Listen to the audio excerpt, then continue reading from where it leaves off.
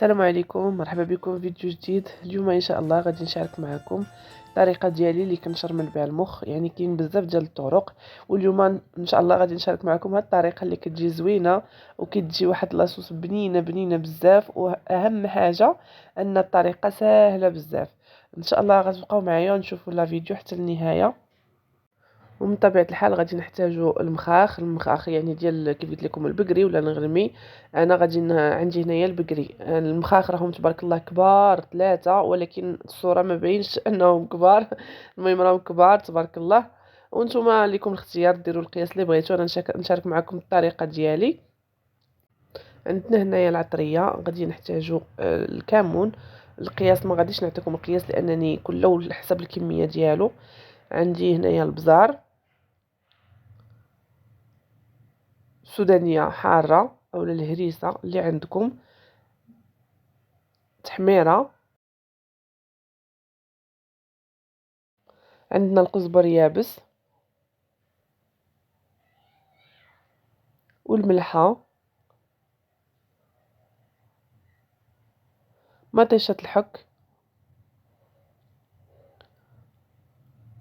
تومة، ورقة سيدنا موسى.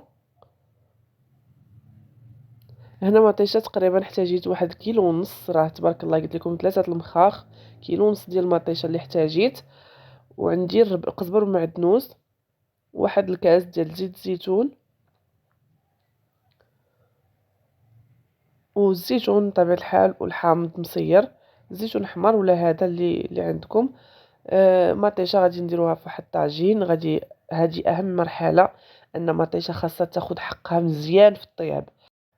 غادي نضيفو الثومه، تقريبا درت انا واحد 8 دروس ديال الثومه كبار صافي. وغادي نسد عليها حتى طيب مزيان مزيان. وهنا غندوزو لواحد، خديت واحد الطنيجره غليت فيها الماء عفوا، ودرت فيها ورقه سيدنا موسى، وغادي ندير فيها الحامض ولا الخل وشويه الملحه. هنا غادي ندير المخاخ ديالنا، راكم شفتوا تبارك الله راهم كبار كبار بزاف صافي. وغادي نخليهم حتى يغلاو، يعني حتى يبدا يغلى، راه ماشي تسلق، راه غير طلعوا ديك الغليه بحال هكاك تحيد منه داك الزفوره صافي. وكنحيدو يعني يشد راسو كنحيدو باش نقدر نحيد ليه هذوك الجلود وداك الجليدات الغشا اللي كيكون مغطي المخ ديالنا صافي. كناخذ واحد الشبيكه كنصفيه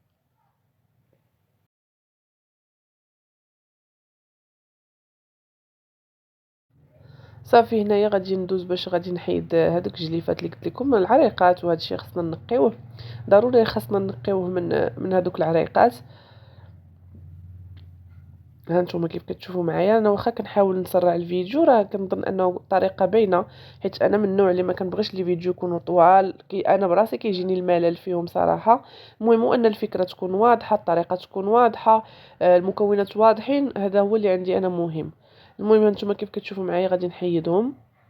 وفي هاد الاثناء راه المطيشه ديالي كطيب، يعني ناقصه عليها البوطه ومخلياها كطيب في داك الماء ديالي، لانها خاصها طيب لينا باش تجي واحد تجي بحال المطيشه ديال الحك، يعني كتبقى طيب حتى كترطاب هي وديك الثومه حتى كترطاب.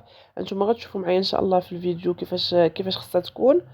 يعني هذوك من اسرار النجاح لهاد الشرموله، يعني اهم حاجه هي هذيك المطيشه خاصها تكون الطريقه تكون مزيانه. وكاينين طرق ان المخ ما كيدارش، كاين اللي ما كيديرش معاه مطيشه، كاين اللي كيدير غير الثومه بحال هكا وزويته بلديه وكيطيب المخ، يعني كل الطريقه ديالو.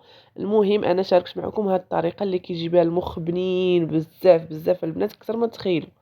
هنايا غادي نقطع هذاك المخ كيف كتشوفوا معايا، كنقطعو كبير يعني هكا طريفات صاينين باش ما يتفرتتش لينا ويبقى شاد راسو.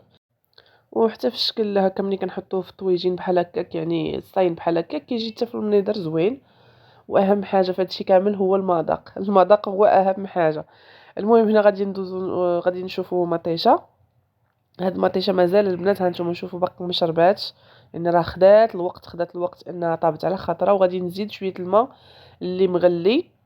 كيف قلت لكم مطيشه خصها تنشف مزيان مزيان وطيب، وما تبقاش المطيشه معزوله والمخ يجي معزول، يعني لا كتجي واحد لاصوص خاطره بزاف. هانتوما غتشوفوا معايا الشكل النهائي ديالها، يعني من بعد ما غتنشف لينا. هانتوما هنايا نشفات لينا وعقادت حتى الشكل ديالها ولا زوين. وغادي نزيدو هذيك مطيشه الحك. انا الكميه البنات 3 المخاخ يعني. المهم انا درت هنا جوج معالق ديال مطيشه الحك. يعني نتوما تقدروا ديروا غير واحد، تقدروا ديروا غير جوج، يعني ما يمكنش لي نعطيكم القياس. هنا غادي نزيد داك نص كاس ديال زيت الزيتون صافي. المهم كنميلونجي، كنحرك حتى كيتميلونجا لينا الزيت مع مطيشه صافي. وغادي نبداو نزيدو العطريه عاد باش غادي نضيفو العطريه. يعني زيت الزيتون ما درناش من الاول، ما درناه حتى طابت لينا مطيشه باش كتبقى البنه ديالو المفعول ديالو يبقى المذاق ديالو باين. المهم هنا درنا العطريه هذه السودانيه. تقدروا ديروا حتى كيف قلت لكم ما ديروش السودانيه اللي كانت حاره، تقدروا ديروا شويه الهريسه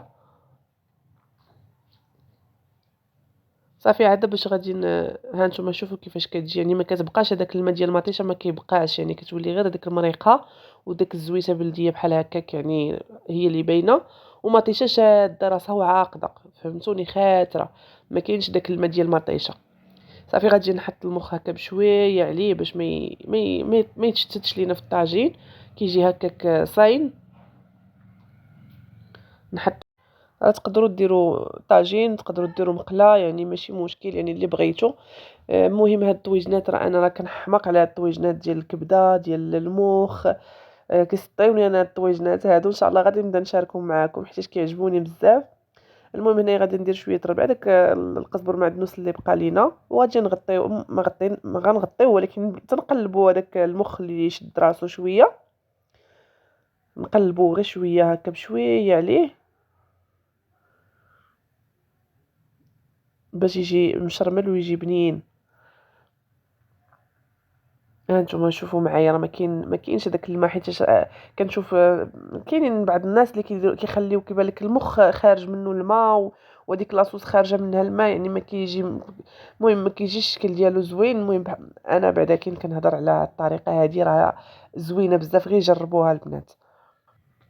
وهنا من بعد ما طاب الطويجين ديالنا ها نتوما كتشوفوا معايا كيفاش كيجي. هذيك لاصوص راه كتجي خاطره، راه الصوره ما كنظن الصوره ما كتجيش بحال الحقيقه، يعني ما كتجيش بحال الحقيقه. انا بالنسبه لي ما كنشوفش الطاجين كيف ما شفتوه في الاصل. المهم هذا هو الشكل النهائي ديال الطويجين ديالنا. كنتمنى هذا الفيديو ينال اعجابكم، وهنا كنكون وصلنا لنهايه الفيديو. كنقول لكم السلام عليكم، حتى نتلاقاو ان شاء الله في فيديو مقبل.